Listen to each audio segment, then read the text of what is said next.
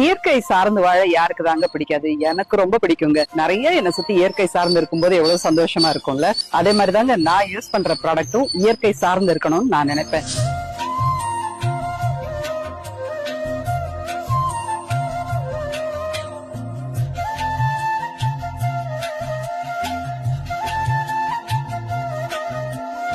என்னுடைய உதடெல்லாம் ரொம்ப ட்ரை உதடு, ரொம்ப சூடு உடம்பு. சோ அடிக்கடி நான் லிப் பாம் யூஸ் பண்ண வேண்டியிருக்கும். அது கெமிக்கல்ஸ் இல்லாம இருந்தா தானே நமக்கு நல்லது. அதனால நான் கெமிக்கல்ஸ் இல்லாத ப்ராடக்ட் தேடி போகும்போது தான் இந்த அக்ஷா நேச்சர் பத்தி எனக்கு தெரிஞ்சதுங்க. அக்ஷா நேச்சர் நான் நேரடியா போய் பார்த்தது தாங்க. ஈரோடு மாவட்டத்துல இவங்க இருக்காங்க. ஆற்றுப்படுகையில இவங்களோட பெரிய தோட்டம் இருக்குங்க.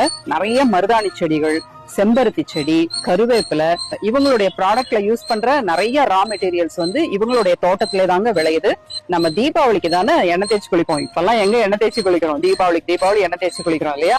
அப்ப கண்டிப்பா சீயக்காயும் அரப்புன்னா என்னன்னு தெரியுமா உங்களுக்கு? அரப்பெல்லாம் நாங்க எங்க பாட்டி காலத்துல எல்லாம் அரப்பு தேய்ச்சிதான் எங்களுக்கு எண்ணெய் தேய்ச்சி விடுவாங்க. அரப்பு ஷாம்புங்க, ரொம்பவே நல்லது.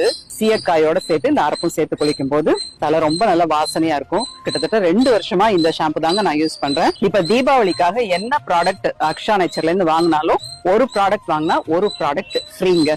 இப்ப நீங்க அக்ஷா நேச்சர்ல இருந்து ஆயில் வாங்குறீங்க அப்படின்னா அந்த ஆயில் ஃப்ரீ. ஒரு ஆயில் வாங்கினா ஒரு ஆயில் ஃப்ரீ.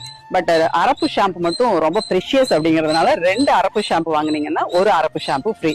கண்டிப்பா இந்த ஆஃபரை அவைல் பண்ணிக்கோங்க. இயற்கை சார்ந்து வாழுங்க. எல்லாருக்கும் இனிய தீப ஒளி திருநாள் நல்வாழ்த்துக்கள்.